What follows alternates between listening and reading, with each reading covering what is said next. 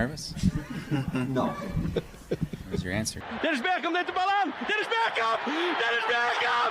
Dennis Beckham! Dennis Beckham! Oh! Oh, no!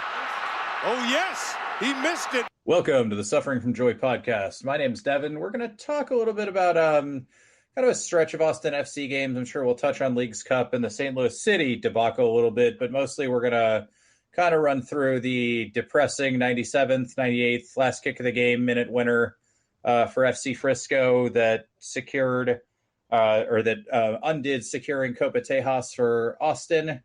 I've been taking a soccer-related sabbatical today and haven't thought about it a ton up until getting ready for this. Had a nice day with, we have a new puppy, and we took her out to Jester King and a farmer's market to go meet people. So I haven't thought about this game until about half an hour ago. So I'm going to get gradually angrier as this podcast goes on and I think more about it. But joining me today are Charles Peacock of the False Nine. Charles, how have you been washing away yesterday? So I started last night. I actually started. I spent my time watching Bob's Burgers, which is the ultimate just like nothing show, good vibes show, which was great. I stayed up way too late watching that, and then this morning I went and got a really great fried chicken sandwich that just completely turned my day around. Fantastic. Where was this fried chicken sandwich from? It's from a place called Sawyer and Company on Cesar Oh, Chavez, yeah, which good. it's really good. It's like a retro diner kind of feel. It was really nice.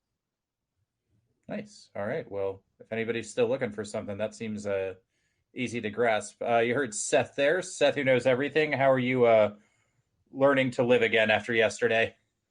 Oh, I mean, I'm a glutton for punishment, but I will say I turned off my phone about 30 minutes after the game. Like I was still up for another hour yesterday, but I'm like, I'm turning my phone off. I'm turning my computer off. I don't want to look at anything on the internet, which was a very healthy decision. And then this morning I decided to go to my local pub to go watch the Liverpool-Newcastle match. And as a Liverpool fan, I decided, let's see how this goes. And they give away a stupid goal. They get a questionable red card. And it's like, you know what? I'm going to go. It's a nice day. I'm going to go run errands and do other stuff at halftime. And they came back and scored a stoppage time winner. And my other European team scored a stoppage time winner. So 2 for 3 of the stoppage time winner department this weekend. My life isn't too wrecked. Yeah, I was on the other end of that 88th minute equalizer for Fulham yesterday. So I'm well and done with the Soccers for at least today and possibly tomorrow and Tuesday. We'll see. Definitely back on Wednesday when we play Seattle. But also joining us, Brad Tillery. What fun sickos things have you been doing to entertain your mind? Well, immediately when the game ended last night, I flipped over to college football because it's week 0. And if you're a true college football sicko, yesterday was a glorious day. That started like Jacksonville State playing UTEP and ended with a rain-delayed Hawaii versus Vanderbilt game in front of about 50 people in Nashville. So that was fun. I ended up watching that late night game. And then at 11 a.m. this morning, some pro wrestling over in London has been going on. And I'm still watching it as we record this. And it started with Luke Perry's kid getting his ass kicked. So it's been a fun day. Okay, good. Yeah. It sounds like good strategies for everyone. And feel free to tweet at us if you have any good other suggestions for us to try out. I'll also say if you have a 12, 13-week-old puppy that you need to chase around, that's very exhausting and definitely takes up a bunch of mental space. But let's get started. We enter, I believe, this conversation. It's about 3:15 on the day after the game, and we are currently still sitting in a playoff spot, albeit barely. Seth, do you want to give us the rundown on kind of where we sit and what we're looking forward to right now? Yeah, so we are so there was a lot of talk at Leagues Cup, including by myself, to say that, hey, we're in 5th place. This isn't so bad, even though we know that if we had lost to Sporting KC right before Leagues Cup, that we could have easily been down in 9th place there. So we have gotten to a point now where we are in 9th place after yesterday's loss. Minnesota has 2 matches in hand on us. They are only 1 point below us in the table. However, in Puro MLS, if Minnesota draws Seattle today, they will have 32 points and have a better goal differential. But since we have won 9 games and they have only won 8 games, so it would actually still be above them in the standings because that, I don't know, that's Scarborough logic there for you. But the real truth is, like yesterday in the West, St. Louis went to Orlando and lost. LAFC had to play Wednesday at home against Colorado and then had to fly out to Charlotte. They lost. RSL lost at home to Houston. Seattle has not played yet, as we were saying. They're playing later this afternoon. Houston did go and beat RSL. San Jose went in and lost to Sporting KC. Vancouver did beat the Timbers, so they jumped us. But, RSL is in third place in the same amount of matches as us, 5 points ahead of us. The West is just going to be a race to the bottom, and I don't think anyone is actually good in the West. My only thing at this point is okay, whoever is the East team is going to win MLS Cup Finals at this point. But I don't know. It's weird. It's MLS. Anything. Here's what I just learned is Seth said basically we are all submarines trying to go see the Titanic, and the last one to explode is going to win the West. Yes. I mean, I was doomsaying when we were like, oh, yeah, we're in fifth, haha. And I was like, now we're a couple shitty games away, and look at that schedule we have coming out of League's Cup. But at the same time, there's a little bit of hope. If you get in, if everybody else sucks, maybe Driussi hits a hot streak or Rigoni gets his head out of his ass for 5 games or something, and we can make something happen and then go lose to Messi and go by 10 goals in MLS final. Yeah, because even with the results yesterday, there's only 9 points separating LAFC in second and Minnesota in 10th. The West is going to change out the standings just every match day, and decision day is just going to be a wildly chaotic event that I could not be more excited about. Yeah, and I'm still not convinced, by the way, you mentioned Messi, that they're going to make the playoffs. I'm still not convinced of this because you got to remember, Tata mentioned it yesterday. They've got 3 matches where he's going to be gone on international duty. So I saw that quote, and then preparing for this, okay, I looked at their schedule. You've got a game against Sporting KC that's during an international window. So, Messi is not going to be there. At this point, Jordi Alba, I think, is still the captain of the Spanish national team, right? For some reason, I was thinking he retired, but maybe not. I don't know. We'll go to the Googles real quick here to see if he has still. No, I don't think he has. He is still. I mean, our good friends at Wikipedia say he is still the captain and list him as a current player. Okay, well, I mean, there's been international windows since the World Cup, so.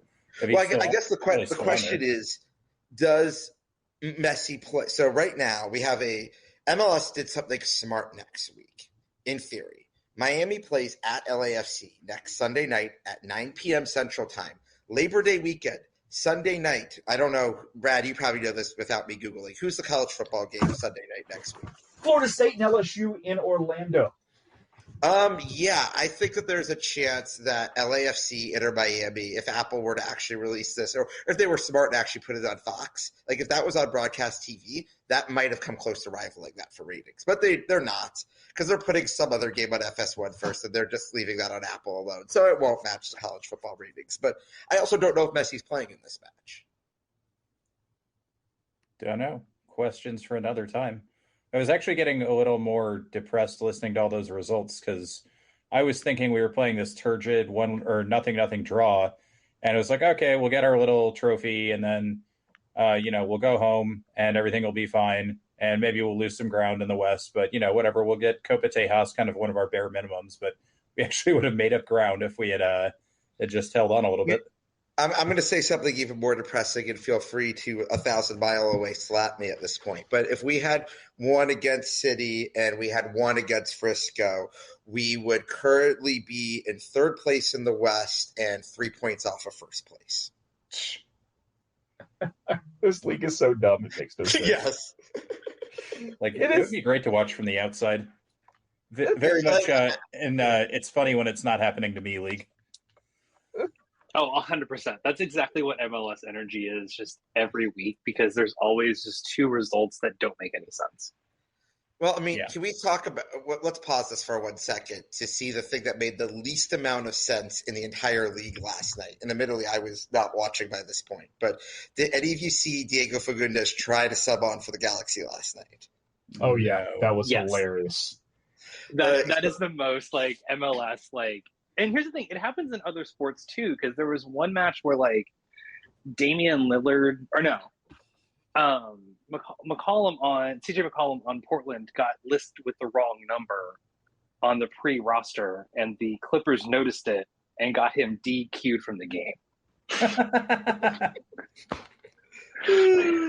So what actually happened for those of us who turned our TV off as soon as that ball hit the net and haven't put it back on since then? So what happened was that Diego Fagundes, as you know, when he was here in Austin, was wearing number 14, and that they had listed him when they were doing their copy paste from roster from Austin to the Galaxy. They listed him as 14, which is, if you follow the Galaxy, is also Chicharito's number. Chicharito is out for the rest of the year, but they gave Diego Fagundes the number 21. But since that on the official score sheet he was listed as 14, the fourth official who's conducting the subs did not let him sub onto the match, so he was unable to make an appearance despite being listed on the bench. And like they had him ready at the sub window and everything. He wasn't able to sub on. Okay, now I'm really sad I didn't watch that. That's high comedy. Yeah, no, there's a photo of him like with the board above him about to get subbed on, and he just doesn't get to go. And I saw the thing about him getting subbed on, and then I saw the subsequent tweet, and I was like, wait, what happened? Yeah. It reminds me a little bit of the Alliance of Magicians in Arrested Development, where there's just everybody in the league holding up a sign that says, "We demand to be taken seriously," and shit like that keeps happening. It's good fun. The other high comedy thing in the league from a result perspective last night was Atlanta and Nashville. So Atlanta quietly is just starting to beat the shit out of people, and they beat the hell out of Nashville 4-0. Nashville's coming off a Leagues Cup run where they lose in PKs in the final. Do you realize what their form is in MLS play? They've lost like 5 of the last 7 that they played, and they're in 7th place in the league now. They've dropped that far. It's funny how like a midseason tournament has skewed the view on how quality a team may be when you actually like stop and take back into what's going on in MLS right now. Yeah, well, you look at City as a great example too. They're in first place in the West, and they were, I believe, the first team eliminated from Leagues Cup. Yeah. And they got beat last night on the road too. I mean, there is one legitimately good team in this league right now. If we look at standings alone, I mean, Cincinnati has a 10-point margin on the entire league at the Supporters Shield. That is just crazy. Here's from a points perspective, everyone 6th and above in the East would be in at least 2nd place in the West right now. Oh. That's old school.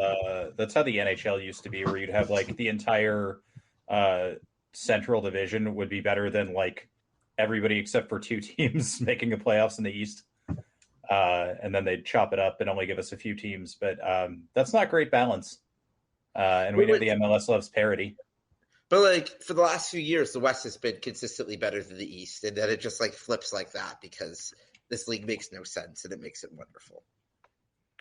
No, but I mean, that's part of the fun, right? Oh, 100%. And it only takes like a couple of player moves to like really change the balance of power. Yeah. I mean, you look at a club like FC Cincinnati, who was, a fucking joke 18 months ago. 3 straight Anthony Precourt Memorial wooden spoons. And, they won a playoff game last year and are now cruising in first place. And their franchise is 3 years older than ours? They are, by MLS standards, 2 years older, but obviously they had some USL days that we didn't have. Sure. So it can be done. But speaking of can be done, let's get through analyzing this game, which hopefully is not going to take long, and we'll talk about some of the fallout a little bit more. Kind of a brief summary. Nothing fucking happened in this game. Like very, very briefly, there are almost no chances in the first half.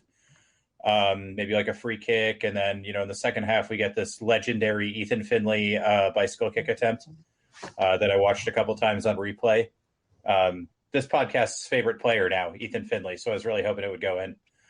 But not a whole lot going on. Some yellow cards dished out. I thought the referee was good, and then we get to there's really like 2 to 3 events in this game.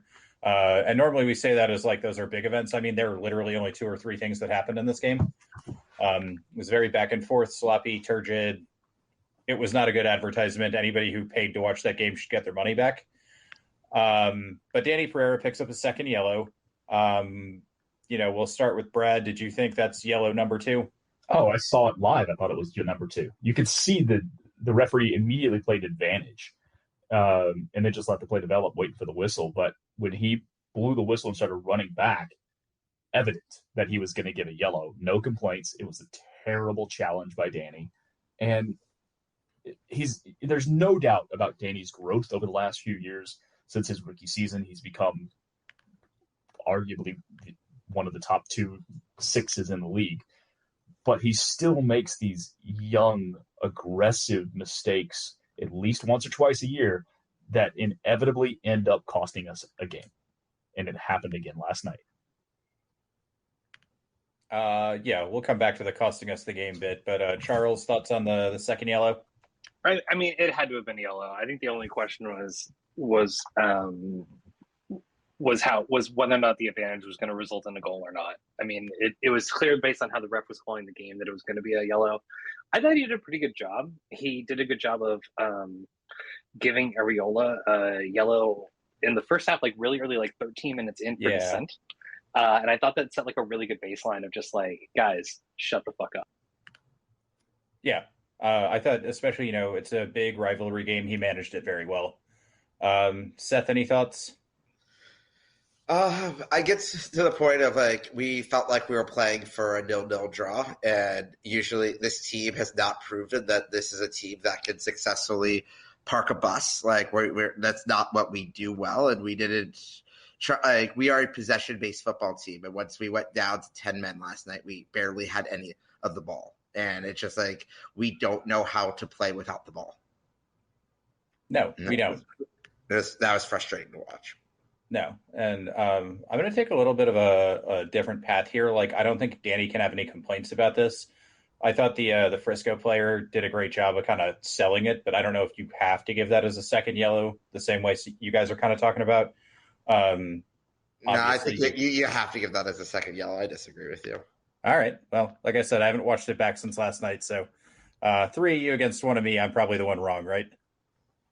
Maybe. All right.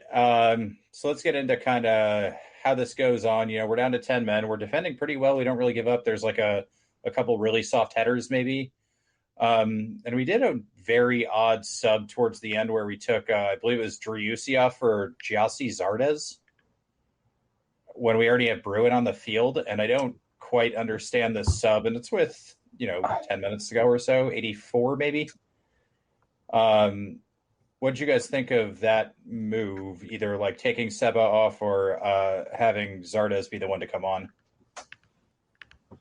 I guess we can start with Seth. I was going to say, Seba was, I don't know if I thought he was hurt initially at that moment of the match, but he didn't look okay.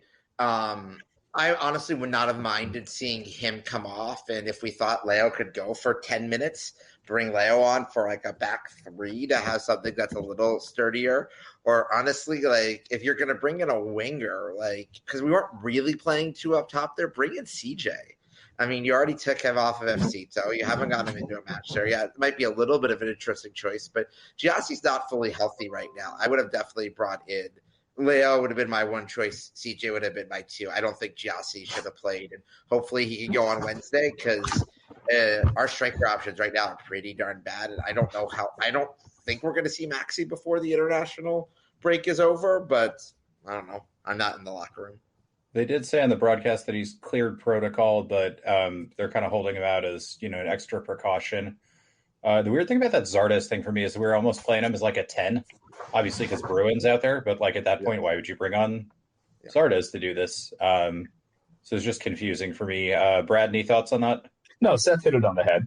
The play was to bring in Leo. If you think if he's been training and he can give you 10 minutes and he's on the roster, which means he's got to be on there for some reason, if it's not just for even an emergency situation, right? 10 minutes, the guy should be able to go for 10 minutes. Park him at the top of the 18. Yeah, it helps solidify your back line, and it's going to put you in a much stronger position to finish out that game. Zardes, the guy plays hard, no problem with that. I get that he's bringing in some height, but he doesn't offer you anything new in that situation to help you see the game out. Whereas Leo gets you to where you need to be to make sure that you get out of there with at least a point. Yeah, and I can see the height argument about, okay, you put him in there to basically clear set pieces. Fine. Ultimately didn't work out. But Charles, anything else you want to add there? No, I mean, I agree with everybody else in that, like, it was just kind of a baffling substitution. Like, it didn't really make sense into what they were trying to do at all. And I think it opens up a very obvious question of, was Leo actually healthy enough to play last night? Yeah. I mean, it's not like it was a home game. He traveled, so you would think he would at least have 5-10 minutes in him, right?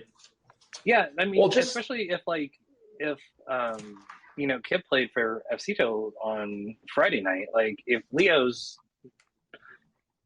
can't actually play, he shouldn't have traveled, and you should have just had Kip in that spot, because you could have at least thrown him out there at the end. Yeah. Well, what, a week and a half ago, Josh said Leo had been training up to 14 or 15 minutes of 7 or 11 on 11. You would imagine that that's gotten a little more in the week and a half. But if he was 14 to 15 minutes, full to go, 11 on 11 in training, he can give you 10 minutes in a game. Yep. And I mean, it's not like we had extra time or anything to worry about. So a little baffling for me. It was also, if we're going to kind of play that game, we started Ring, which I liked, but, we pulled him off. So if he was kind of your emergency center back, you already played that card and you're just sort of screwing yourself over, I guess, from the get-go here. So I don't know. It was a little weird, but two big things happen. Well, I guess three. Did you guys agree 7 minutes on the clock was right? I know, Seth, you have a little formula you were doing for this, so you thought it was fine. Yeah, no, you had a 3-minute water break there. It was obviously hot up there in Frisco. You had usually the default rule in IFAB is it's 30 seconds per sub window. We also had some time to argue the red card. Everything else there, 7 felt fine. Okay, I had no issue with 7. Obviously, I mean, personally, I was kind of surprised that they let it go on so long, because they've been so stringent about when that drone show was going to start. So I kind of thought that they might have gotten to the fourth official and been like, guys, we have to end by this time. Really, the drones they're coming. Yeah, not the drones I was looking for, though. No, exactly. Who the fuck does Star Wars night in the middle of August? Can somebody answer this for me? It's called They need to get people in the seats, and they will do anything they can to get people in the seats. Like, they should have the drones provide shade, but like based on what I saw on television, that didn't help. It was more full there near the end of the match than it was during the match, which I don't know. Maybe Houston could take some lessons from. Maybe, but like, if you were just there for the drone show, couldn't you just show up in the parking lot? Yeah, you got to pay $20 to get into the parking lot. Could you just park across the street? Drones go high. Yeah. Welcome to DFW. $20 to park.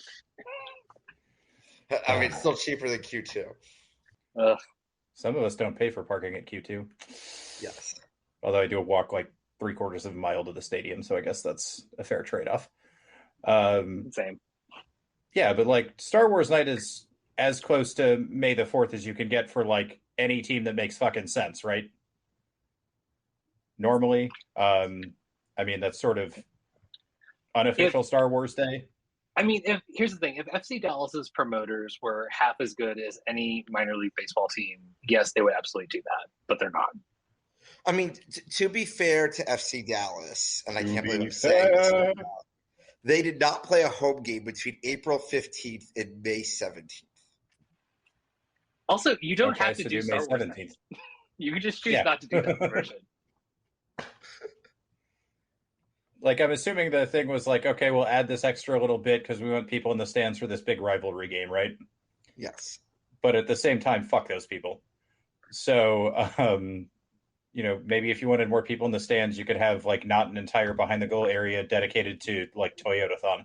Well, I mean, they've done with the Houston match they hosted and now our match, they had fireworks and drone shows. One, ostensibly to get people in the stadium, but 2, it was a convenient excuse to get the visiting team fans out of there quickly. Is there actually like a real security concern at Frisco? I mean, like there's a basic one for any game, but like beyond that, There's like in terms of physical violence, no. It gets mostly trolls that are chirping from Frisco, unlike Houston, where they're trolls that actually hit real people and steal real stuff. Like that's not really been the issue up in North Texas. The issue there is just like basic common sense that seems to be lacking. That parking lot, it's amazing that you could pay $20 to park in an unlit parking lot. Like just like the lack of common sense around some of these people in North Texas is beyond me. Yeah. And I was not on the pre-match security call this time, but there were a few of our friends that if that had been an in-person meeting, I think there would have been more than shuffling of papers that might have happened there. Yeah, I was on that call, and I'm going to be as diplomatic as I can be here. Unprofessional is the word I would have used from one of the top guys that was on there from our friends up north. Just really, really unprofessional, and I'll leave it at that. Okay. I mean, you can go further if you want to. We're allowed to do anger therapy here. Fair. Well, I understand all these security calls. It's our FO, the other team's FO, usually MLS, somebody from MLS, and are the visiting supporter people like liaisons travel who are helping coordinate just to make sure we're on the same page. And usually it's just like, hey, here's your ingress plan, here's your egress plan, go over a few things. So there was asking questions about if Austin had won Copa Tejas, presenting in the stadium, blah, blah, blah, how we could do it. And very much they were against that. And it was all ostensibly because of the drone show. They got to get us out of there, don't have time for it, blah, blah, blah. One of those people on the call specifically made a kind of a snide comment of, well, I have my own thoughts about celebrating in someone else's stadium, to which it took everything in my power not to go, did you watch the end of Leagues Cup the other night? Or did you watch Jesus Ferreira celebrate in our own stadium? Yeah. But then while we're questioning like the reasoning behind this, and we kind of openly question, like, is it about soccer or not? Because we're trying to, build soccer in this state, and we want people to embrace the cup. And as we continue to question, I think he's a VP up there. I'll leave the name out of it. Basically, and I'm going to paraphrase it. I don't know the exact words, but the exact words were close to, I'm about to lose my shit. Y'all, we're all in business. Seth, you do government work. I'm in meetings with very, very large corporations on a daily basis. You don't say that in a professional setting. In a professional setting, you just don't do it. And no one was antagonistic on the call towards them. That's the other thing. We were asking questions. Everybody was calm. Like, well, are we sure? Okay. It's their call. But it seemed like any little pushback was angering this person more and more, to the point where he's on video, and the entire time he's on video is so disinterested in what's going on that he's tossing a baseball up in the air back and forth to himself. Like it was just reprehensible to me that you can't even talk in an adult fashion and just move on. So, yeah, I'm guessing some 2-bit life coach told him the tossing a baseball thing makes him seem more powerful because you're not interesting or some shit like that. I have no idea. I mean, I'll flick a baseball or something in my office too, but I'm not going to do it when I'm on video. No. I'm sorry. There is a professionalism, and when you have VP next to your title, you are held to a different standard. You know how I know that? I have VP on my freaking title for work. Ooh. I'm not trying to throw shit out there, but like there is a fucking same team, Devan, same team. I'm not, but there is a fucking expectation for that, and I'm sorry. Yeah, I mean, and then there was a whole thing where at the last second they told us we could only have like one banner or something. That was the same thing on Wednesday. Yeah, okay. It was that they thought, because their fans only brought one banner to Austin. They were like, we're only letting you bring one banner, where we put our front office has lots of flaws and other things. But mostly in charging people way too much money for tickets. But in looking at that reality, that we did restrict them to 8 instruments, which was plenty generous. But there's there was no banner restriction. They just chose to only bring one, so we could only choose to bring one because they only brought one. Yeah, that was quality for everyone. Yeah, and that led to headaches galore on our side because we're having to oh gosh, we have people working on banners, and now we have to do something we've never had to do, which is take a quick vote and figure out which one to bring, and it's got to be kind of collaborative between all the SGs. It's not as clean and we had to do it on a quick turnaround, right? Because what I think people don't recognize too is we also have to submit everything we're going to bring to the other FO, and it gets checked off as you go in. They inspect it. That includes polio. I think Alex, Lord Helmet, wanted to bring his helmet. That got rejected. It was wild. And it's a fake fucking helmet. Yeah. Jesus. And it's over. And I think my thing is too, this is our 4th trip up to Frisco. Yeah, that's 3 right. years. There's never been an issue. There's never been fights. There's never been people going out of line. It's just Frisco not liking the optics, quite frankly, of a large supporter group in their own state coming in and being louder, taking over stadium to a degree of noise and of energy that they don't like. And that's an optics thing that they do not want. We were told that we couldn't have a banner.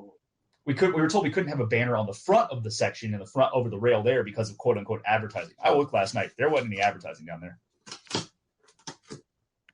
Charles, did you have something you wanted to add? Oh, I was just gonna say that, watching the match last night, the only fan support we heard was from Austin, and there was even a post in the Austin FC subreddit from a Dallas fan complimenting about how much louder we were than their supporter section. And you just have to think that there are no more excuses for that. This isn't, this is presented by Apple TV. This isn't presented by, our local club where there are allegations of miking the supporter section. The Austin fans are just louder than Frisco fans, and they don't like that there's always a takeover there. And honestly, part of the Star Wars night was also that I think not just wanting to not let Austin celebrate the stadium and having an excuse for it, but also the prevalence of green and green characters with Star Wars also gives a handy excuse for why there was green everywhere. I mean, this is a team that also did Dallas Stars night a couple of years ago. Dallas Stars night. They did Stars night. If the Mavericks had green as their main color again, they'd probably do a Mavericks night. It's the lengths they go to try to hide the reality of that stadium is really kind of mind-boggling instead of just trying to make the experience better. Yeah, but everybody knows. I mean, at least to me, it seems that way. But yeah, so the fuckery started a long time ago. But let's get back to the 90th minute. I took us on a little bit of a detour there. And Austin actually gets a chance to score a goal.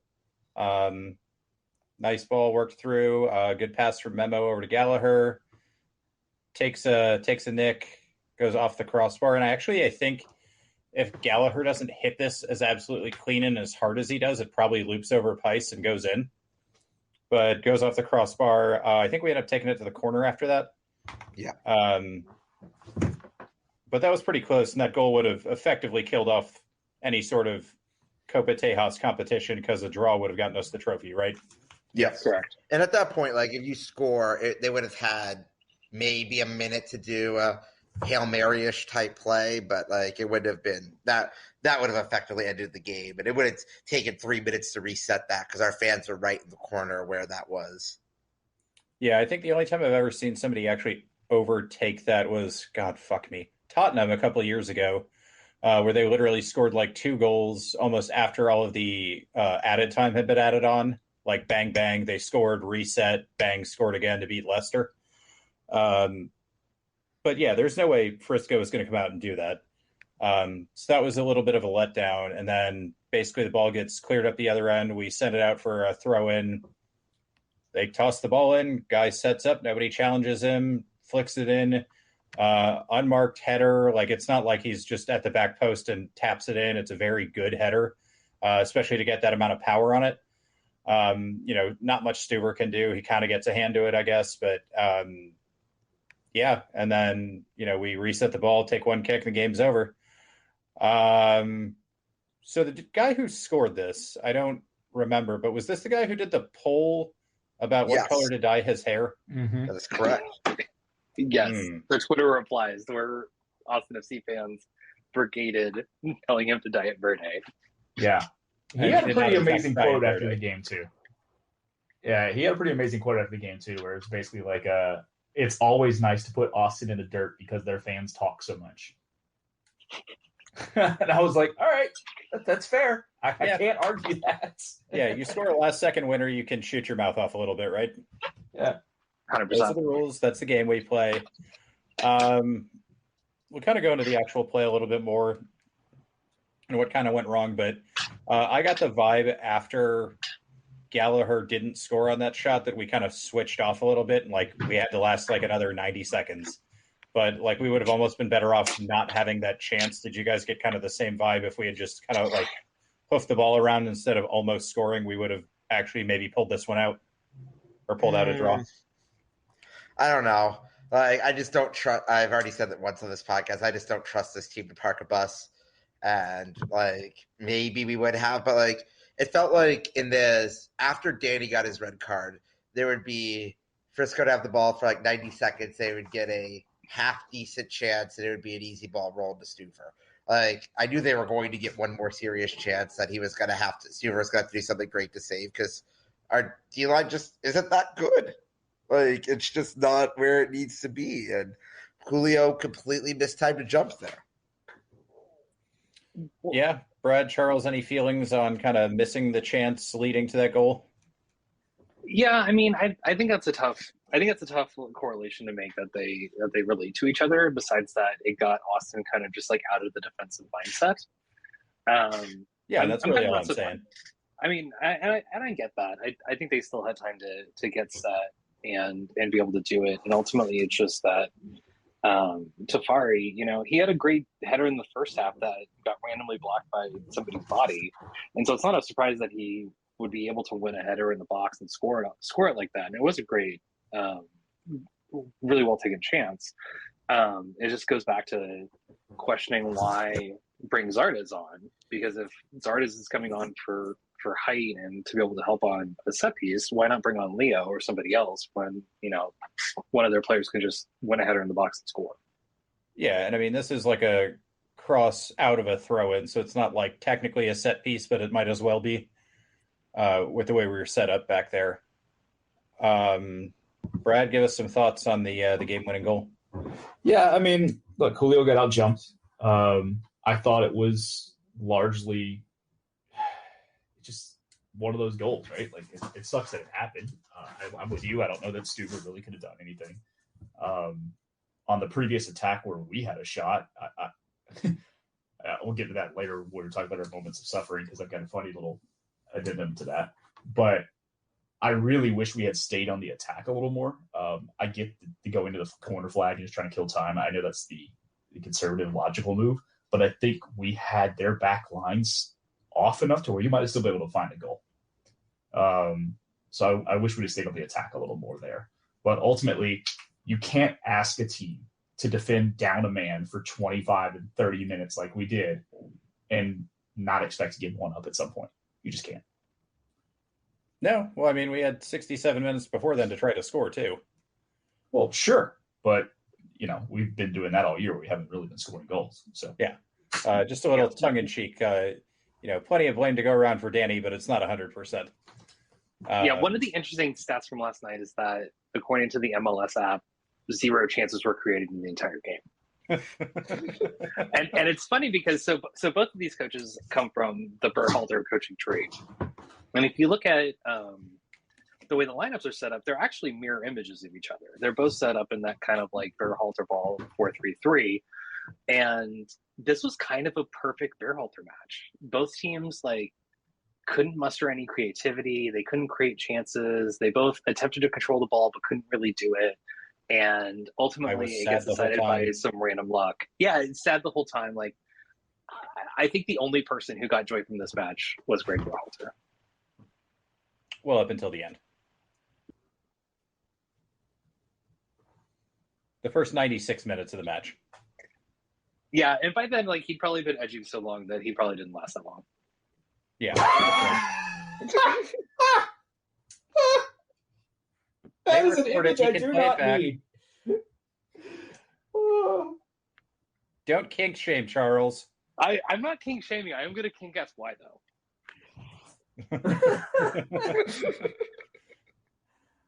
Oh, All right. God. All right. Fair enough. Yeah, so I think we make two huge mistakes on this goal. Just to wash that image from everyone's head. If you go back and play it, we put absolutely no pressure on the ball, which is basically at that state of the game unforgivable. If this goal comes out in like the 38th minute, I might not say that, but I think the throw-in happens with 15 seconds left. And so just go out and challenge it. Like, even if you delay the guy a minute or a couple seconds, that's another chance he has to find a different angle to send it in. Everything gets a little weirder. It helps. Julio, who got absolutely destroyed against St. Louis City. I don't think he's getting to this on the jump either way, but he doesn't put anywhere near enough pressure or jump well enough to kind of put some pressure on and make him maybe alter his shot, not necessarily like have as clean of a header. Because you don't have to like perfectly block everything. Just put the guy off enough that maybe he loops under it a little bit more and Stuver can get there, or something along those lines. So I think kind of two big, just like mental tiny errors there. And we probably walk out of there with a trophy. But yeah, any other thoughts from anyone on this? I was going to mention that I think generally one of the problems with Austin that I thought was a little bit better last night with Ring playing in midfield is that, if you look at the league standings, Austin's at the bottom of the league for things like tackles and interceptions and blocks, and it's really interesting to watch how Austin never creates space on offense to be able to cross the ball or take shots on goal, but the other team always has all of this time on the ball to pick out whatever pass they want to make and to make crosses in, and that's ultimately what makes players like Julio and other center backs look so much worse, because they're having to deal with such better service that is exactly where it needs to be. Yeah, and I've gone off on this a few times about, Josh Wolf loves crosses so much, but, we never step out and cover people who are sending them in, because that's a lot easier way to defend it than when, a ball's skidding through your 6-yard box. Well, it's also that when Austin crosses, like, it's a winger. It's almost never the winger crossing it, because the winger almost always gets blocked. Rigoni had 3 or 4 in the first half that just went out to corners. And the crosses only come in when it goes back to the fullback. And by that time, the defensive back line is looking at the cross the entire time. They are set, they are organized, and they are going to defend that 100 times out of 100. Like, that is the easiest thing that you could possibly do as an attacking team for the defense to handle. And until Austin starts trying to get the ball behind and trying to get the defenders facing their own goal, we're going to continue to see this kind of absolute suffering. Nice tie in there. No, I agree. And I think this is a tactical thing that's been going on for 3 years, as long as the team's been around. Obviously, we give them a little more grace in year one, because we're playing with kind of a ragtag roster, and there wasn't a ton of practice time leading into the season with COVID. So that one's a little more forgivable. But like, this feels like somebody played one really good game of FIFA doing this strategy and thought it would work forever, and it clearly doesn't. But yeah, I don't know. All is not lost on Copa Tejas, though. Seth, you want to give us our rundown on how we win? Yeah, so how we win is we need a draw. So Dallas goes to Houston on Saturday, September 30th, and the trophy will be there. If Dallas wins, they win the trophy. If Houston wins, they win the trophy. And if they draw, we win the trophy.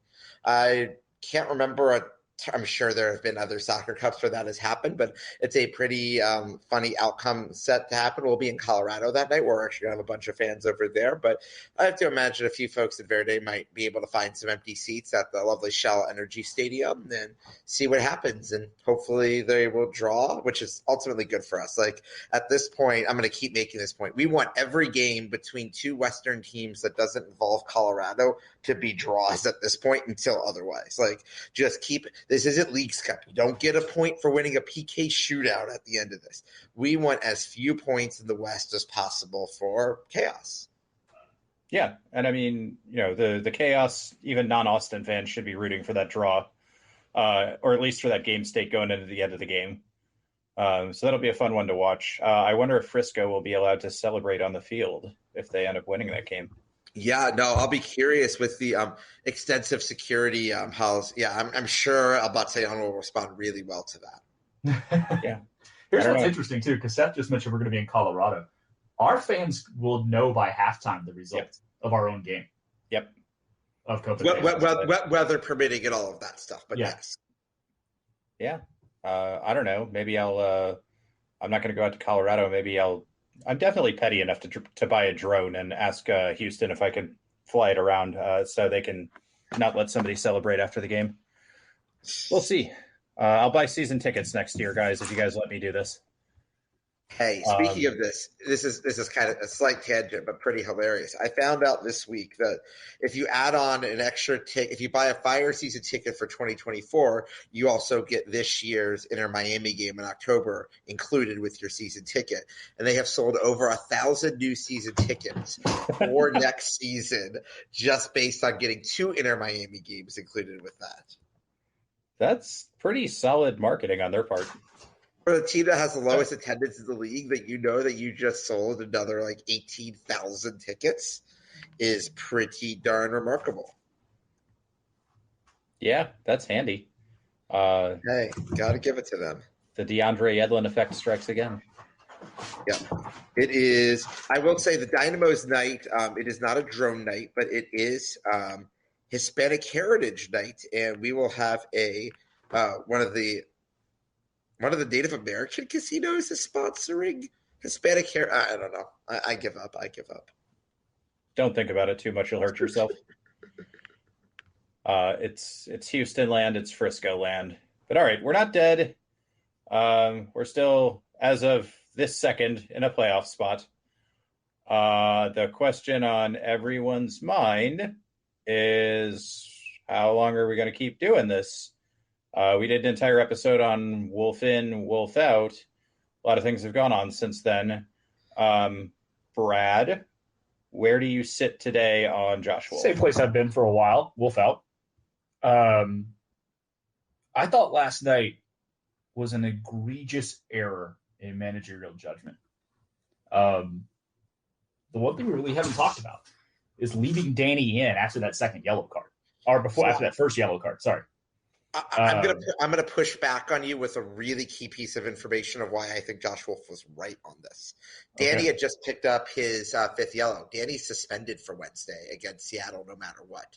Why not leave him out there when you know he can't play on Wednesday? Because that doesn't help you tonight when you're battling for every point known to man. And that you think it helps you to have Valencia out there for 120 minutes in a row? I mean, I actually think Wolf made the right decision there. Danny's just an idiot. I'm not, because we know Danny's propensity to have a double yellow. He's done it earlier in the show. He's done it 4 times now in our uniform. 3 years. Yeah. So you got to know your players a little better.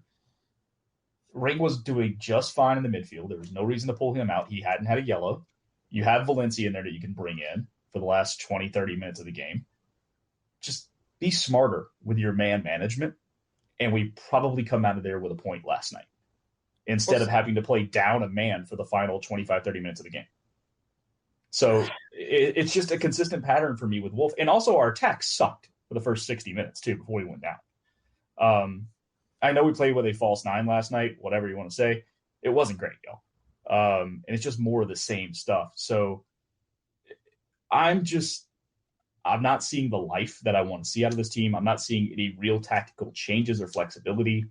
I think a new voice needs to be heard in that locker room. And if you listen to the spaces last night, on We Are Austin TV, and I know, Seth, you said you went to bed or you turned off the internet. At least 2 individual people said that players came up to them after the game in the parking lot while they were out there waiting and apparently said the words, "You can blame this one on Wolf." Now, they wouldn't name the players, obviously, but that's interesting if that got sent. I wonder, too, on the Danny point, do we know if Ring can play 90 right now? I don't think we do. I don't think Ring is really he hasn't played 90 yet since coming back. Also, maybe you guys know because I did some brief searching. I couldn't find what has happened to Shafal. He was hurt for a little bit, but I haven't seen anything about it for a while. I haven't seen him listed on an injury report. He hasn't made a 20. He hasn't been on FCTO. Like, what's going on? I don't know, but he used to come to almost every single FCTO match, and I didn't see him on Friday. Which, by the way, FCTO, I was hoping to cleanse all of the giant, terrible shit going on around the club, and then they managed to lose 2-1 to my arch rivals in, I guess Sporting KC's in Missouri, so it's not Sporting KC2's in Missouri, so it's not. No, they're not. They play in lovely Lawrence, Kansas. I thought they moved back to Swope Park. We played them in Lawrence earlier this year. Okay, that's what I thought. My internet sleuths let me down. Yeah, well, they it's even worse. Like it's very weird to me how heck, we've played MLS Next Pro doesn't really care about their normal venues. That's what we know for sure. But yeah, little digression there. Charles, Wolf in, Wolf out. I'm still Wolf out. I also don't think he should be fired before the end of the season. And I know that's kind of a weird dichotomy, but let me explain. If we are going to be subjected to watching this boring, shitty soccer that he has built and coaches, he should have to watch it too. And two, the more matches on his resume throughout the rest of the season is going to help another fan base. And the reason it's going to help another fan base, and I don't know which one, is that out there somewhere, some front office person, after he gets fired, will be like, hey, you know what? He had a really good year in Austin. Maybe we should hire him. And the more evidence we have now that he's a bad coach means that he won't get another head coaching job and another fan base won't be subjected to having to watch this shit. Yeah, and I mean, ultimately it's bad for the league too, right? To play this like boring, shitty soccer, as you called it. Yeah, exactly. It's not a good example to set. And, it's part of why there's a lot of fans who, after our Austin's experiences with dealing with U.S. national team, former U.S. national team players and people involved in USSF, that we're really happy that our new sporting director isn't involved in that at all. Yeah, and I think I've mentioned this. It might have been on a side episode, not on a main podcast. I sort of have if you are in any way connected to U.S. Soccer Federation, I want you nowhere fucking near this club rule. Mm-hmm. But I think I've evolved to your position where if you had asked me in like June, I would have said fire Wolf now. And I'm kind of here where like, unless you can like the guy you want is like ready to go now and you can give him a little work, or you think like actually having Wolf is going to like long-term damage some of the players, what do you have to lose? Just fire him at the end of the year. Like it's gonna be close enough that like I think we are all in agreement. If this team does not make the playoffs, that Josh Wolf should be fired before the plane lands from San Jose back to Austin on decision day. No, he can get his own fucking ride. Fuck him. Yeah, let's just go full Lane Kiffin and leave him on the tarmac. Yeah, it's fine. See, I'm going the other way. I think he should keep his job until we know he's at HEB, and then he gets fired at HEB. All right, the extraordinary pettiness, you win. He seems too bougie to shop at HEB for me, though. No. I mean, Central Market, same difference there, but he just gets a call from Roto like, hey, Tom Bogert got this. This is going to go to Twitter in 15 minutes. All right. I'm going to submit that to my front office guy if we end up missing the playoffs. I do not want to go down to decision day deciding if we're getting a playoff spot, although I feel like that's almost an MLS rite of passage now. So this is probably the year to do it if we're going to. Seth, our decision day is at San Jose. Yeah, I know. I have a flight bought out to San Jose.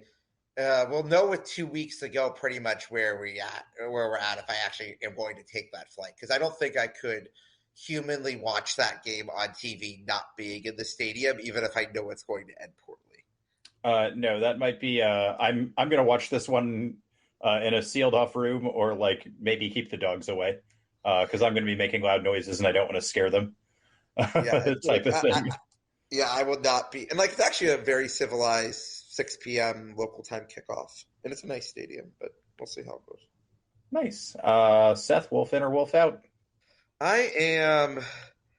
I am wolf in at the very moment. I said in a semi-public forum that if we lost yesterday, like we had lost to City, that I would have been wolf out like ASAP. I mean, it was not good, but it was fine enough. At this point, I don't think the marginal returns of having a caretaker manager. There's a lot of rumors. You get these new manager bounces, and yeah, sometimes you do, sometimes you don't.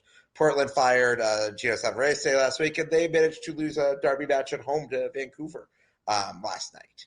Obviously, still small sample sizes here, but the Red Bulls fired their manager, haven't looked marginally better. Fire are playing exactly like we are after having fired a manager this year.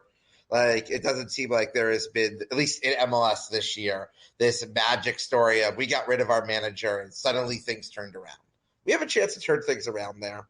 But this team needs to make it ideally a top 7 finish and a respectable round of 3 to get there. But if we miss the playoffs, Wolf needs to be out. And if somehow we miss the playoffs and Wolf is not out, this is going to be the most militantly painful offseason that any of us have been through. And I'm not going to say any sport, because I know, Brad, what you've had to deal with Auburn football this past year is worse in a different way. But it is still like, ooh, I don't want to be there for that place. No, that would be I don't know, you could argue that might end up being like actually long term, not quite fatal, but like very, very bad for the club, both business and on the field side. A little bit on new manager bounces. I've actually done a fair bit of reading on this because Arsenal tends to always pick up the team that had just fired their manager. Last year, lost to Everton, who had just fired everybody's favorite Sean fucking Dyche, who just hired Sean Dyche, lost to him. But essentially, it's like there's sort of one maybe for over like 3 to 5 games. But if we fire Josh Wolf like tomorrow at HEB, the playoffs are in 2 months. So like maybe we make the playoffs, but you're not going to have a new manager by then. So like the effect is like kind of sometimes, not a hard correlation, because obviously you fire a coach, they probably have a shitty team, right? So the whole miracle thing like happens, but it's over very short stretches of time and doesn't actually tend to like bode well for unless you bring in Tata Martino and Lionel Messi and Sergi Busquets and Jordi Alba all at once, right? That's a little bit of a different story. But I guess going forward, so like let's assume we finish 9th, we don't win Copa Tejas, we go out early in all the cups. Let's even say we win that play-in game but lose in the first round. Seth, are you going to be wolf out then? If we lose in the first round, depends on how we lose in the first round. If we lose it, remember it's a best of 3 first round. Well, yeah. If we lose in the play-in round, I am wolf out. If we lose in the first round to City, like 12-6 on aggregate or something, I'm wolf out. If we like lose a nail biter in PKs to LAFC, I'm probably he probably gets another year on this. Like there's some nuance there. Are you saying like you think he'll get another year, or you would give him another year? Oh, I wouldn't give him another year at this point. He has to, in my mind, he has to make it, because the way the MLS playoffs are split this year is you have play-in game, then you have the first round, and then you have an international break in the final 3 rounds. Ideally, at this point, with what we have seen this year, we need to get to the conference semis for me to see him be wolf. And I'm trying to also use this from the lens of management. We would have to be embarrassed for him to lose his job with 2 years left on the contract. Okay. And I think like for all of us, there's a little bit of that niche too, right? So let's say the results kind of keep going, we get this sort of like limp into the playoffs, but like we start playing this like amazing swashbuckling gegenpress football that's like thrilling to watch, and you can't get enough of it every second. Okay, maybe we revisit this, but I don't see that happening ever. Based on a long pedigree of Josh Wolf, U.S. Soccer, Greg Berhalter, But I mean, it's not a Josh Wolf thing for me. It's an on the field thing. I know some people don't like Josh Wolf personally. I don't care, but he is looking a little more ragged. So I wonder if that's pressure on his job. Do we think, we heard some rumblings that Roto and the management weren't happy after Leagues Cup, after the early exit. But Brad, I'll let you go first. Do you think Josh is starting to feel the heat a little bit? Yeah, I think for the first time he is since he's been in this job. Obviously, year one was a pass, as it should have been. Last year was a lot of good vibes, and I think it was a great season. But at the same time, we have to remember how often we came back from 2 down, and we sometimes just forget. There's arguments all the time out there. This is a guy that went to the Western Conference Finals last year. Yeah, he also probably should have gotten knocked out in round 1 at home. Yeah, I've been running victory laps on that one because we said that after the first game of this season. Yeah. And I had been saying it all off season, but people are now kind of returning to that argument. And I'm like, oh, we did this in February. Yeah. So I think he's finally Roto. I don't, no matter what is being said in the public, I don't believe Wolf is Roto's boy. I don't see that. I don't buy it. I think it's just Roto playing the management game that he has to play. And I think Wolf probably knows that. And with that comes extra stress. And if what is being rumored out there by some of our folks is accurate, that the locker room's not happy, easiest person to replace out of everybody out there is him. And he knows that. And the team has not been playing to the standard that is being demanded of this fan base. And, Josh Wolf's a longtime MLS guy, but I don't think he's ever been at a place with this kind of pressure, because our fan base does put more pressure on the team and on coaches and the front office probably than others do in this league for the most part, because of the passion that is here. I think if he's in Frisco or if he's in Chicago or wherever, it's fine. Nobody's going to really care. This is just a different animal here. And that adds to it, and you can see it on his face. I'm with you. You can actually see it when you see him talking, and honestly, he just looks a little more haggard than usual lately. Yeah, like he's losing sleep for a little bit. And I kind of went with you too when all these quotes from Roto came out, where he was like, oh, I wouldn't have taken this job if Josh Wolf wasn't here. And I was just like, that's fucking bullshit. Like, you may like him and like the system, but there is no way you went, I will only take an MLS job if Josh Wolf is the coach. So that one kind of set off alarm bells for me for you're overdoing this to the point that I know you're full of shit. Yeah, I love our fans, don't get me wrong, but we have a lot of folks who are a little naive, and if it's not said in the press, then they don't believe it. It's whatever's out there is gospel. And it's like, y'all, you followed sports before, right? Like, stuff gets said in front of the camera that's not actually accurate. If you're a college football fan, the dreaded vote of confidence is a real thing. Yes, it's literally a meme. Yeah. Hey, this coach has my vote of confidence, and 6 days later, they're not coach anymore. Nick Saban would never leave the Miami Dolphins. All sorts of stuff. Tommy Tuberville is leading Ole Miss in a pine box. 3 days later, he was at Auburn. Like, this shit happens. Yeah. Exactly. The other side of that too is, people get mad about, Josh Wolf not really answering questions in press conferences. It's like, yeah, okay, that's kind of how this works. I get it's frustrating, but it sort of goes with the territory. Charles, how are you feeling about is Wolf on the hot seat? I think he's definitely on the hot seat. I think the only way he doesn't come back next year is if they don't make the playoffs. I think they will absolutely be. I think the front office will absolutely say, "Oh, well, we're still a playoff team," and just kind of run it back. For the press conferences, I don't mind that he doesn't say anything in press conferences. I mind that his nothing coach speak is the same every week. Sometimes it feels like they could just do that scene in Real Genius where the professor tapes a lecture and puts it in the front of the hallway, or puts it in the front of the lecture hall, and then everybody else has tape recorders around, because you don't actually need to have new questions or new answers, because they're just going to be the same every week. And looking at it from my perspective, I don't think Wolf's the guy. I think he's an average or below average coach. But I think the front office, they made a decision last season after 11 games to give him an extension. And I think barring not making the playoffs, he's back next year, no matter what happens with the fans or what happens in Q2. Like, I don't think that's going to be part of the consideration from the front office. So here's the one thing I'd push back on. If we make the playoffs, he stays. What if we make the playoffs as an 8 seed and lose at home? Does that change the calculus? No, like I think that would be too embarrassing, especially if this is a team like Dallas or Houston. Oh, yeah, you mean I think that changes the calculus. You mean lose the playoff, lose the play-in game? Yeah, lose the playing game. I mean, I guess some of you are probably more NBA fans than I am, but like, do teams that lose in the 7-10 whatever scheme that we now have in the NBA, like, do those teams consider that they actually made the playoffs or not? I think. See, I would count that as not making the playoffs. Yeah, but I mean, like in baseball, you make the postseason when you make the play-in game, right? Yep. So, but they've gotten rid of the play-in game in baseball, with the expanded playoffs. Like I was looking this up because I was looking up Reds tiebreakers with the Diamondbacks. Is why today's game matters a lot. But like they've actually gotten rid of the play-in game now. They've expanded it. Yeah. I'm going to go on a little side rant here. By the way, if you win a play-in game in the NCAA tournament as like a 16 against a 16, you don't have an NCAA tournament win on your resume. It's fucking bullshit. The NCAA needs to quit counting those.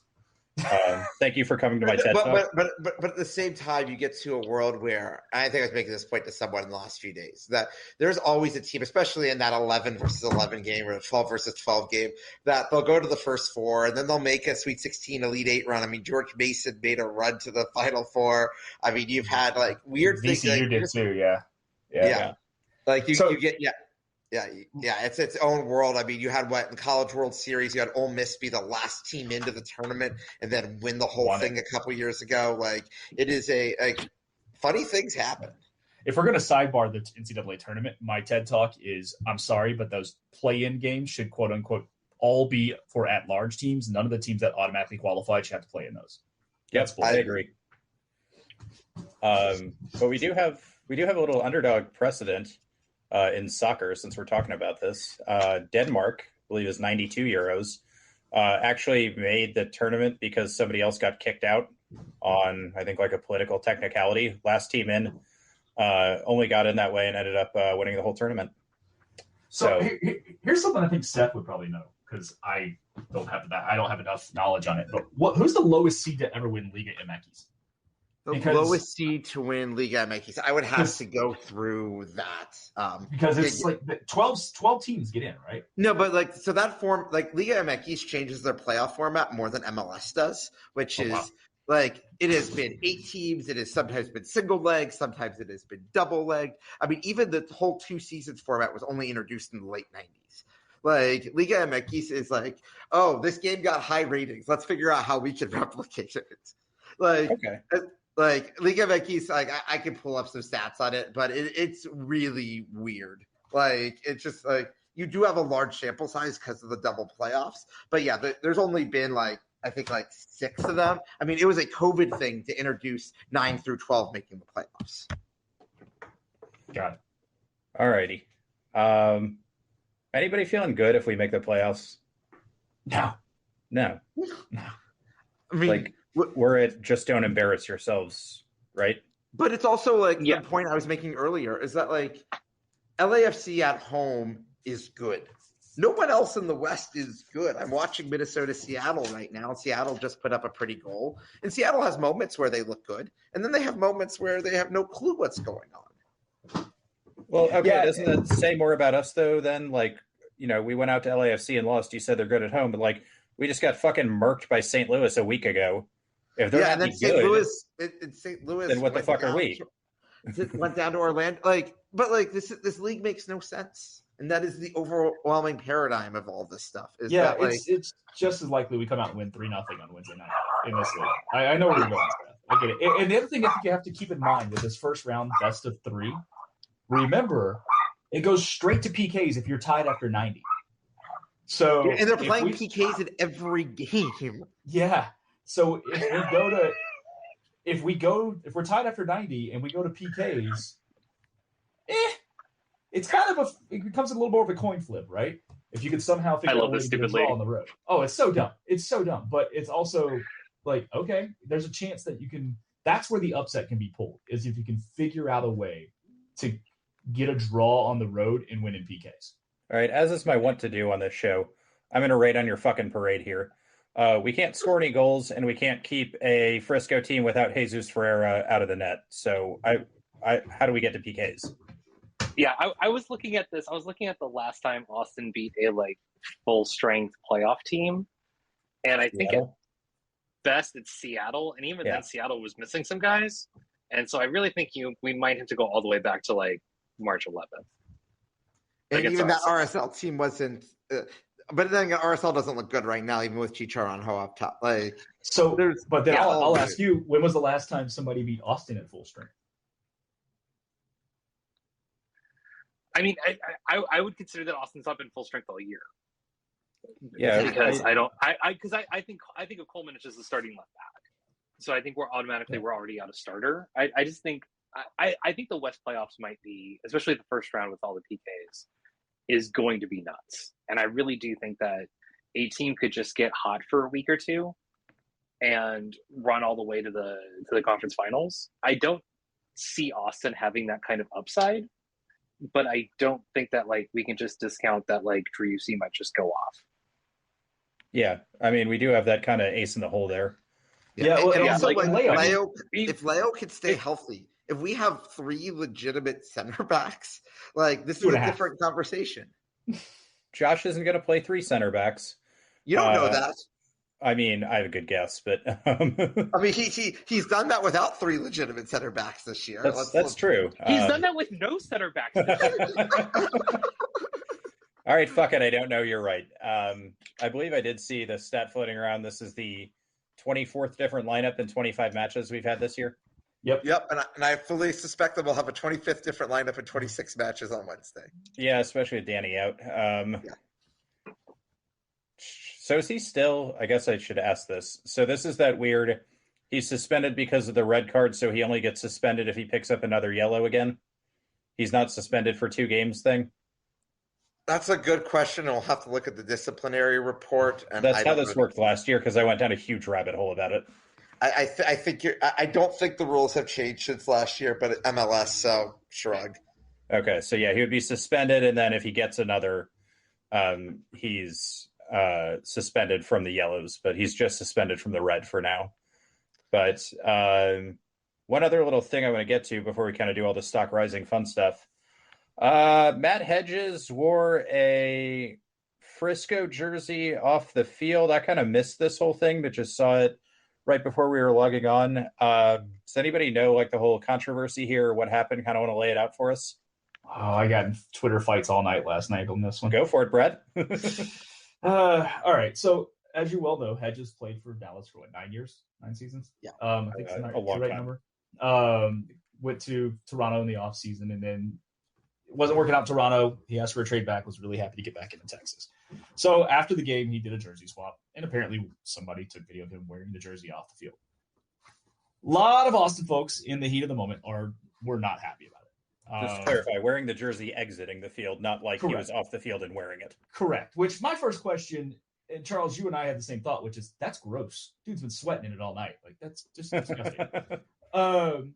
But we had a lot of folks who were seemingly pissed off and offended and like Hedges out of the club, all this kind of stuff because he wore a jersey. Y'all, when the 90 minutes are over, I don't care. Like that's my stance on this. Is I didn't see anything out of Hedges last night that wasn't full effort and busting his ass. And if you have Phil West's Substack, the post-game interview, Hedges actually stepped up for the post-game interview last night on behalf of the team, and he sounded really dejected about the way the result came out. So I'm more concerned about the actions on the field than I am about somebody doing a player swap and him wearing a jersey off the field for a team that he played for 9 years. 9 years. And I know everybody's saying, well, this is a rivalry match. Well, it's year 3. And I saw a tweet out there today from Mike Krugnola from Swoon Tower. And he goes, I don't know that we really understand who our rivals are yet because it's year 3. And I'm with him. Like, personally, I still hate San Jose more than any team in this league because of all the bullshit from year 1. So, and honestly, St. Louis quickly getting up there because of Jared Stroud. I can't fucking stand Nashville. Yeah, Nashville doesn't really bother me, I guess. I don't know. They don't bug me for whatever reason. Well, I think you also have multiple types of rivalries that I think it's important to break this down. You have where I think, Brad, you were just really making the emphasis, like the St. Louis and the San Jose ones are very much on the pitch rivalries. Yeah. We have off the pitch rivalries with, I mean, there is an on the pitch rivalry with that. I mean, what Jesus Ferreira did at Q2 is still unacceptable. It's stupid and unacceptable. But like, there is a rivalry there. But like, we still have, this is, to use the stupid cliche of the 100-Year War, like, yeah, we are still figuring these things out because, like, and you know what is great for creating rivalries? 3-game playoff series. Yeah. Like, there is, if we go to a game 3 against anyone in this league, that no matter who it is, even if we think that we had, even if it's like Minnesota, who I try to think of a team that we have like no real, I mean, yeah, Devan might not like Michael Boxall, but like, there's a, like, nothing, like no huge ill will. Like, I was hanging out with a ton of Minnesota fans down under at the Women's World Cup. I work with their travel team all the time. They're great. But it's like, if we played 3 games against them, we would hate their guts by the end of it. Well, yeah, that's me not liking one player because he's a fucking goon, not like I hate Minnesota. Yeah. Yeah, like, to me, Dallas is our only rival because they're the only team we've played in matches that matter multiple times. And I think that's the only way you can build a rivalry, which is why the 3-game playoffs is such a good idea. As much as, like, as a soccer purist, it's bad. But going back to the initial question of Hedges, I really don't give a shit what jersey some dude born in Rochester, New York, who is on his 3rd team in 2 years, wears when he walks off the pitch. Like, we need to, this is not somebody who, like, came up through Austin's academy and blah, blah, blah. Like, he's just a player. He's a veteran. He's been traded twice in less than a year. At some point, you just have to acknowledge that some of the players are, well, let me rephrase. All of the players are professionals, and they're going to play for whatever team owns their contract, and it doesn't really matter to them, like, what the shirt is. It only matters to us as fans. Yeah. I thought he was from Carmel, Indiana for some reason, but I know they said Rochester, at least born in Rochester on the broadcast last night. Doesn't matter. He's not from like Austin. Yeah, I go back. FB Ref has him as Rochester, so that's why I went. I spent a lot of time around high-level athletes. I've traveled in all kinds of, now never the MLS level, right? I get that. But I've been in locker rooms when guys have lost their jobs and been cut, and I called a brawl that you could find on YouTube that was a more heated damn rivalry than this soccer match was last night. Like, literally, we had the cops called on us and held up our bus after the game because it got that bad. And then it nearly spun out again a couple of months later. Players and coaches tend to move past this stuff so much faster. And once the game is over, they have a way to compartmentalize that, okay, game's over. Yes, it sucks. Yes, I'm pissed that we lost. And I guarantee you the bus ride home last night was silent. That I can absolutely guarantee. But you got to remember, those guys have to be at work the next day. So if they can't compartmentalize that and just move on faster, then they're not going to be able to perform in the future. And I think sometimes we as fans especially don't understand that. And that's why it just really doesn't bother me. And it never will. Yeah, and think about this like 2 years ago. If Matt Hedges is captaining Frisco and he's like, fuck Austin, and saying all this shit in the press, and like he ends up in Austin, that's going to be fucking awkward. And like, that stuff happens, but you know, like you said, especially in North American sports where, you know, you have a lot less say in where you end up. I think this sort of stuff happens. Like, Hedges probably should be smarter and not wear it off the field, but like, I ultimately don't give a shit either. Seth, any thoughts?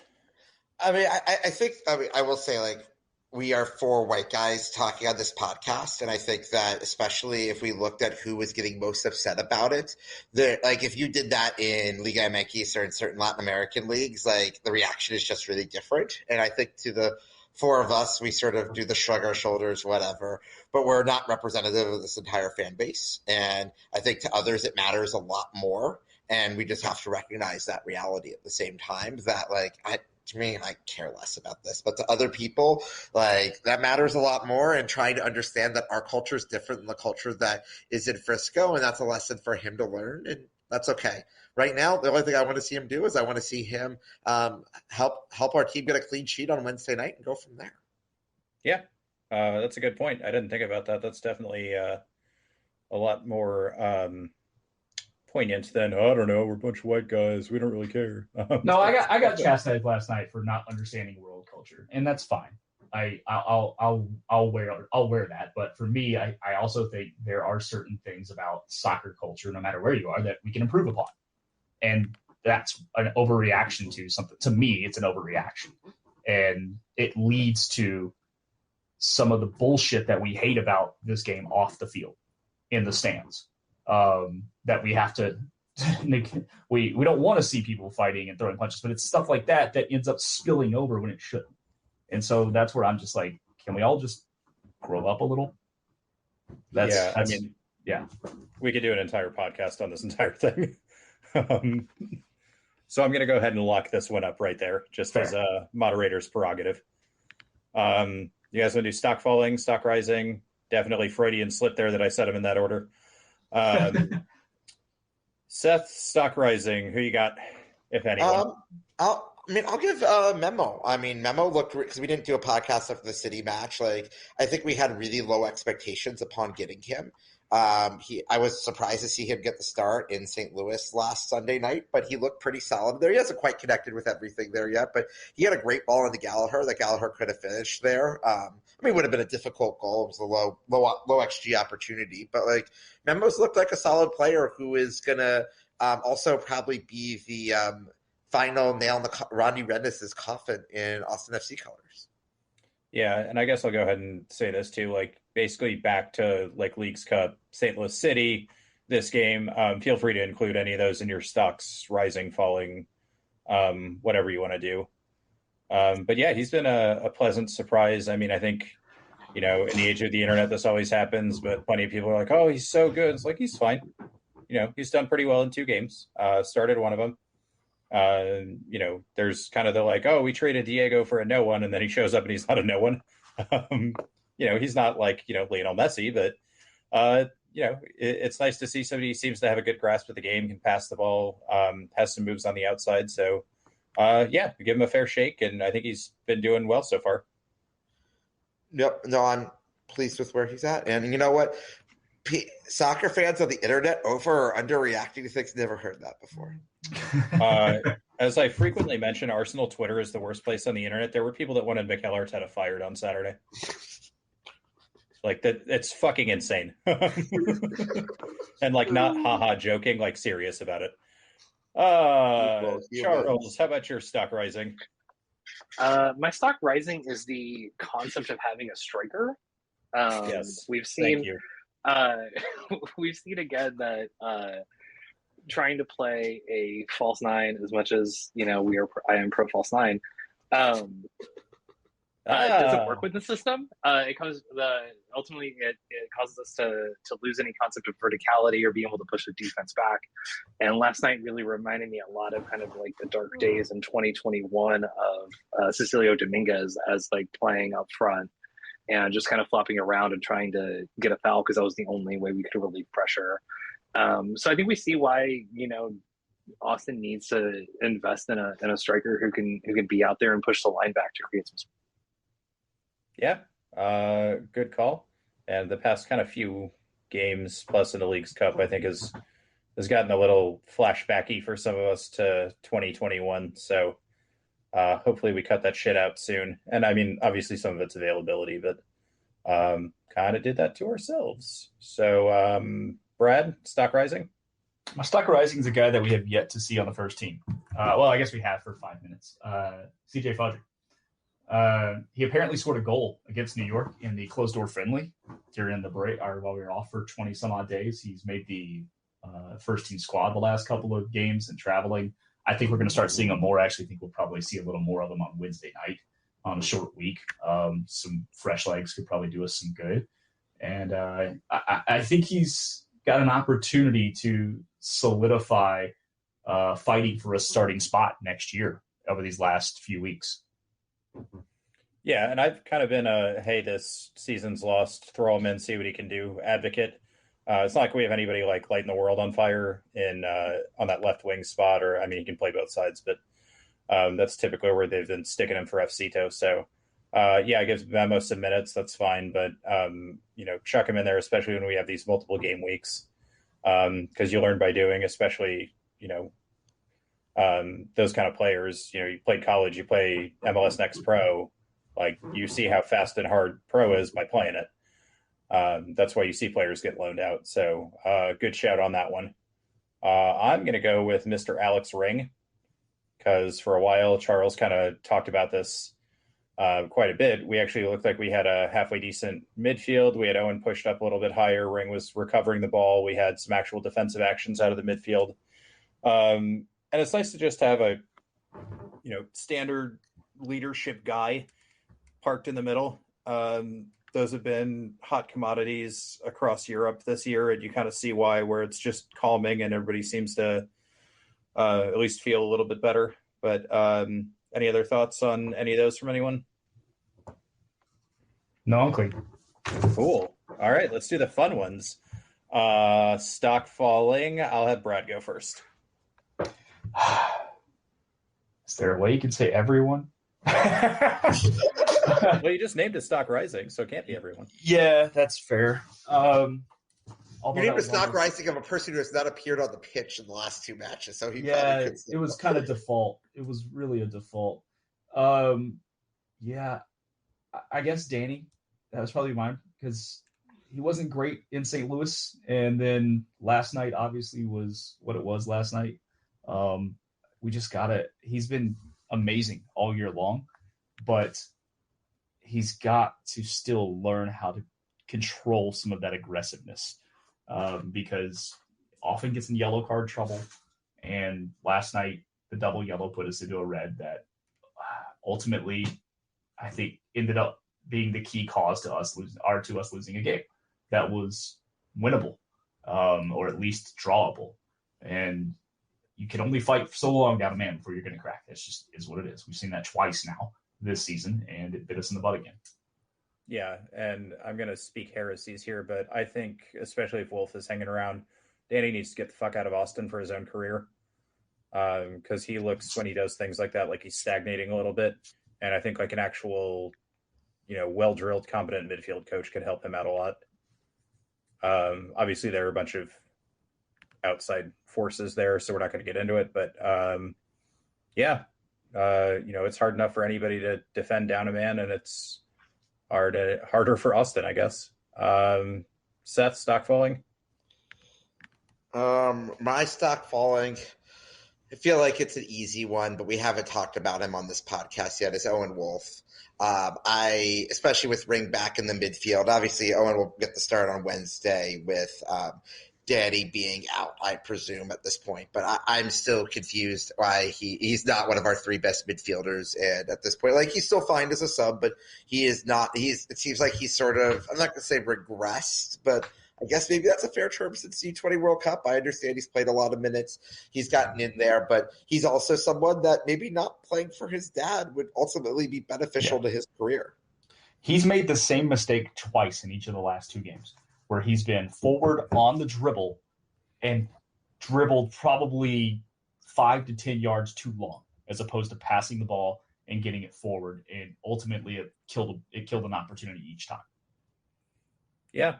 He also had another opportunity where he sort of like double clutched, and you could either pass or shoot, and then he ended up just sort of like tamely tapping it against one of their players, and ended up with neither. But yeah, I had some hope actually for him coming out of this Leagues Cup break that he would get some rest, because I'm sure he was gassed after the U20 World Cup, and Dad's doing him no favors playing him every minute of every game like that. But I think he's been, I don't know. I think regressed is fair.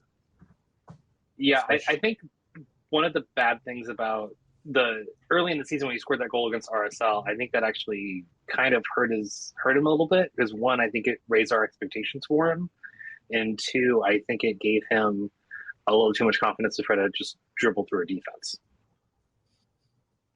Yeah, and I wonder how much the like links abroad too were kind of, hey, well, you're so much better than these guys. And like, I'm not saying he's like an arrogant prick like this or anything, but like it could easily happen where, it kind of gets in your head. It's like, oh, well, I can do these things that these other MLS guys can't do. So I'm going to go ahead and try to do that, and ends up blowing up in his face. Well, I mean, we have another guy on our roster who played a bunch of minutes actually played more minutes than him at the U20 World Cup for the U.S. men's national team, who has yet to see the pitch for us. So we'll put that for what that is, too. We'll put that as Seth's backup stock rising. No, that's his, if I were a Philly fan, I'd be furious at Austin, and they're right to be furious at us. Yeah. He should be on you know what? Honestly, play him at FCito right now. Why not? Yeah, I mean, this guy's getting no minutes at all. We're doing a disservice to Brandon Craig. I feel really if we play Philly in a game next year and he had to play against us, he should go ham against us because hopefully he won't know all of our stuff if Wolf is gone. But even if we have a great run and Wolf is still around, how we've mistreated him is perplexing to me.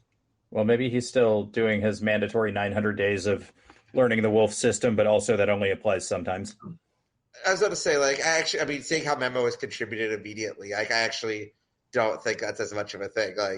Go practice, show that you can be useful, and Wolf will play you. Yeah. I lost track. Are we on Charles? Yeah. Charles, stock falling. I think my stock falling is Julio Cascante.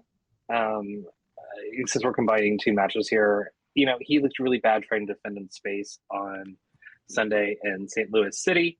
And he also got beat on a header in the box. And if you're a defender and you're not fast enough to deal with speed and you're not physical enough to deal with physicality and headers in the box, then what good are you on defense? Yeah, I about lost my shit on the one against, I don't have VP next to my title, so I can say that. I about lost my shit on that one with Giacchini, where he starts backing off and basically ends up in the net. And I mean, it's a great shot from Giacchini where he just picks the corner. But What's really funny is Taylor Twellman a couple days ago tweeted out a video of Neymar scoring, thinking that it was Neymar in the Saudi League, and asking, "Is that a testimonial?" Or that's testimonial defending or blah, blah. So it turned out it was from a testimonial, but the defender did exactly what Julio was doing, which was he just backed up until the 6-yard box and didn't do anything. Yeah.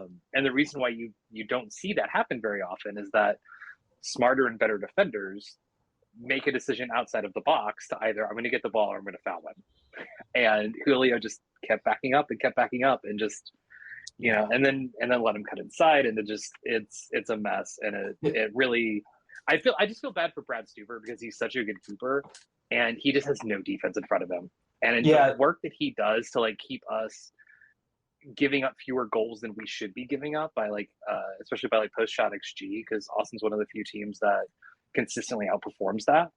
I just hope that someday Brad gets a competent defense in front of him. The amount of heat people were putting on him after the St. Louis game was wild to me. Because I'm saying, did y'all watch the same game where no one was helping him out?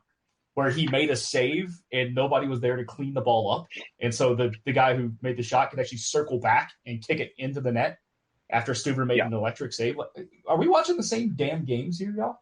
Yeah, pin the sixth one, but the rest of them were kind of Yeah, so I actually looked this up. Austin is one of only 4 teams to outperform their post-shot XG since 2021.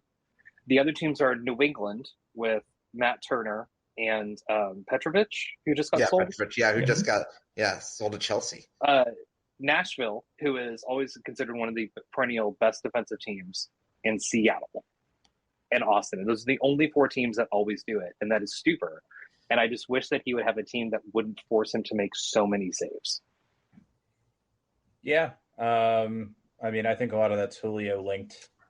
But, yeah, I mean, he was gone for a little bit. And it's not like things got a ton better. So we'll see. Maybe we'll end up with a Leo and a Matt Hedges defense next year. Oh, I hope. I mean, I'm not crazy about Matt Hedges, but give me him over Julio any day of the week. Yeah, Julio was a good pick, and I definitely wanted to talk about that roasting he got from Giacchini's a good player, but it's not like he's going up against said his name too many times Messi, but come on, you can do a little bit better. It happened twice in the match. where he just let guys dribble in the box. It wasn't just once. I'm pretty sure it was twice last week.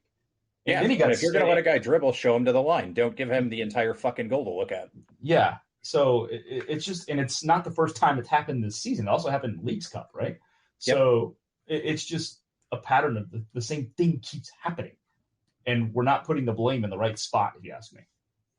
Yeah, and I think part of this too is like Julio is definitely not fast enough to play as high up the pitch, high press as Josh wants him to. But he can pass the ball, so Josh likes him and he thinks it's good enough. It's a whole thing that, again, we could probably do an entire podcast on this and just talk about some tactics on that.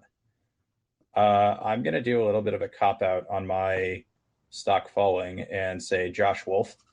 We went into a ton of the reasons earlier. But I think the kind of main discussion after last night, at least for a lot of people, has shifted from Wolf in, Wolf out to Wolf out when. Does he need to be fired now, or do we look in the offseason? Or, a lot of the Wolf in stuff has been either like, people with, much lower expectations. The, ninth place is good enough. As long as we make the playoffs, coach keeps his job. Or people who are just like, well, if Roto trusts him, that's good enough for me, which is fair, fair take. But I think it's safe to say, at least with the vast majority of fans, it's over for Wolf. And hopefully the front office recognizes that. We'll see. On that cheery fucking note, Brad, do you want to give us your moment of suffering? All right, so I alluded to this earlier. Last night, during the second half, so my wife had gone outside and let the dog out and realized she smelled like she thought was a gas leak outside. Okay. And so she calls the gas company and is like, hey, we think we smell a gas leak. Come out, check it out real quick. Well, while we're waiting on them to show up, she's on the phone, like kind of on hold, talking to somebody or talking to the neighbor or something like that in the living room. And we get the ball on that 96-minute counterattack on the turnover. And all of a sudden, I'm gasping, pointing at the screen, trying not to scream and interrupt her conversation, while at the same time freaking out. And then we hit the crossbar. So for me, that was the goal. Yeah, and then the goal, like not even 45 seconds later, to which the words, and I didn't care at this point, God damn it, came out of my mouth about as loud as it possibly could.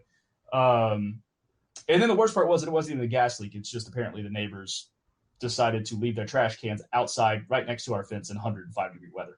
It's because genius. Oh, well, I mean, I guess it's better than a gas leak. Not really, man. Yeah. No. All right. Not for my nostrils. All righty. Seth, how about you? Wait, I already did mine. Your moment of suffering? Oh, my moment of suffering. Sorry, my biggest moment of suffering was I was in St. Louis last week, and let me tell you, 117 heat index, getting into that beautiful stadium, really nice venue, everything else there, but like I couldn't get a chant going in the second half from our fans because we were already all so sweat-soaked, dejected, and wondering what the hell life choices we had made to be in that moment of like the sun set 2 hours ago. We are losing by this much. Every time we score, we know they're going to score again.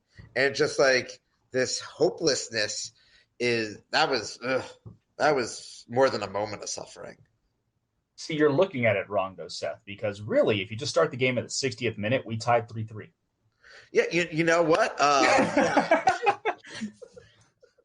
That's how it works. Yes, and if we look at it that way, we gave up a lead 3 times. Yeah, that's still not good. Jesus. We're picking and choosing, and we're still coming out with a shitty result. Yeah, That's how you know you're a bad team. It is. I don't care what the sport is. That's how you know you're a bad team. I was about to say, if it is not in the smack dead middle of summer, St. Louis does have a really nice facility. It was compared to what we had to deal with in Frisco, where we have to deal. Our team, we went from hotel lobby to in our seats in 8 minutes. That's an all-time record. Like really cool fans there. Like they're really good people. We might be developing an on the pitch rivalry with them, but like they're good folks. Their casual fans know way more about the game than our casual fans do. It's a city that deserved a soccer team before this, and I'm glad they have a team, and now I just want to actually beat them. Yeah, beating them would be nice. We by the way, was it Leslie found that hotel for you guys? Yeah. Shout out to Leslie. Good find there. Yeah. We made the executive decision to go. I mentioned it in the intro. We went to go get a puppy instead of going to that city match. And because I am from St. Louis, and I had been through many in August in there, and I knew what the fuck you guys were in for. So I'm, I feel bad for you, but like the game had to have made it so much worse. Yeah. I mean, if we had won, like it would have just been an interesting story at that point of like, oh yeah, it's hot there, but you miserable. remember that goal by whatever. Yeah. I mean, we look back on DC, which had a 45-minute thunderstorm delay quite nostalgically because we scored 3 goals at the end of the match and won. Yep. Or even some of the Frisco one, I think was the one that was rain delayed here, and we ended up just kicking the shit out of them. It might have been Houston. They were both Frisco. the same week. Yeah. Charles, your moment of suffering? So Suffering from Joy, the name of the podcast. No. So I've talked I about know this what you're before. picking. No. And on Saturday morning, I'm a Manchester United fan. They went down to Nottingham Forest 2-0 in the first 5 minutes and showing incredible grit and determination and the really kind of ethos that the club stands for, fought the rest of the way back to win 3-2. Unfortunately, I ran the stats on this. 53 times Austin FC and Manchester United have played on the same day or on consecutive days. The number of times both teams have won is 4. So immediately, having the stats, I realized that there was only a 13% chance that Austin was going to win Copa Tejas last night, based on 3 years of data. Again, this is not half-assed. I completely did this, whole-assed.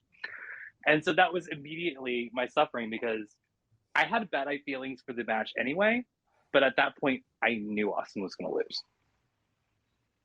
Yeah. I actually have 3. So we're going to and 2 of them are kind of intertwined. One was the last second delay against FC Juarez, where I was already in the stadium. So we got Oscar Blues before most of the games. We showed up there. There was a cryptozoology wrestling thing going on. And so the whole place was shut down. They had one little tent out in the corner and you had to stand outside, and we're like, fuck this, we're going to go to the stadium, whatever. So we go up there and we're like, yeah, we haven't been to a game in a while. We'll grab a margarita or something. And so we do that. And I was like, all right, well, game's about to start. We'll get our money's worth. And then as I'm paying for this exorbitantly priced double pour that tasted like absolute shit margarita, I find out the game's been delayed at the absolute last second. And so we were kind of already in crazy land, and then the game happened. So that's my story. That just sucked. And then I have a combo from this past game, which is I mentioned, as soon as we missed that shot, I felt way worse about our chances because Arsenal are kind of the kings of have a great, setup, barely miss a shot, and then the other team comes down and scores. So I knew it was going to happen. The other side of it was the announcement a couple hours before the game started that Jesus Ferreira wasn't going to play, because I knew we were going to find a way to fuck it up, and it was going to feel so much worse. Knowing that even without the Pirate of the Caribbean and their only real goal scorer, we were going to find a way to not take Copa Tejas back from Frisco. Well, that was fucking exhausting. Anything else you guys want to say right now? Oh, I thought it was weird. Jesus Ferreira was there last night. He wasn't he was in street clothes and just hanging out. Yeah, I heard that his illness was transferitis, but it seems weird that they would sell him now. I mean, if there is one logic of FC Dallas, it is how can we make as much money from our academy at any given time? Yeah. More drones. More drones. No, but he had been linked with Cadiz in La Liga. He's been linked with a few other teams. And if he has played his last match as a member of FC Dallas, we wish him the best and wish that he – and honestly, as an American, I do actually want to see him continue to develop. And I would love for him to be competing with Flo and with Pepe and, get better as a player. like as a U.S. fan, I want him to succeed, and I think his best way to succeed is not in North Texas. He should only play against Caribbean teams. That's his special designation roster spot every time against a Caribbean team. Throw him out there. Well, he gets to do that again in Austin in a few months, so you're good. Or maybe we don't know who we're going to get. Yeah, he may not even get called up for that actually. Yeah, or I was going to say if it could be Panama, it could be some team that's more decent than that. But yeah, just trying to figure out how all this fun stuff will work. Or maybe they send him to Cadiz, which is literally in the Mediterranean, and then you get to play half of your games in the middle of a sea. Maybe he'll be really good there. Oh, well, that would be nice. Give him a couple years abroad and have him score some actual decent goals for US, and maybe I'll come around on him, but he still crosses me as too much of a prick for me to actually support the guy. How does he fare against killer whales in the Mediterranean? This is a real question. If he's going to be on the pirate. I don't know. Let's run the experiment and see what the science says. I was about to say, I'm glad to be an in-person volunteer if the Suffering from Joy podcast wants to sponsor any trips over there to figure this out. No. Yeah, as soon as we get somebody to sponsor us, we'll start sponsoring things like that. How about that? Yeah, exactly. No, it's all good. I know a few VPs of some companies, so maybe I'll be able to talk them into it. I got a guy, all right? That's all I'm saying. That's all right, done. we're going to end on that note. We're smashing an entire month into an episode, so I don't mind running a little bit long. But, I think we ran 90-plus PKs, League Cup themed. Yeah. Well, Leagues Cup, we're the Club America. Club America Nashville Leagues Cup. We actually leave the field for a few minutes, and then you finish up. Yeah. It's going to be silent for 8 minutes, and then it's going to come back. So keep listening, guys. Fine. Yeah, the new World Cup style added time in the Premier League also. Yes. So on behalf of Seth and Brad and Charles, I hope this shit gets better, but in the meantime, thanks for suffering with us. Bye. Promise here for Austin Jarrett Stroud. It's Diego for goodness! He has written his name into Austin folklore. They just won't go away. Oh, he hits the upright again! That's impossible!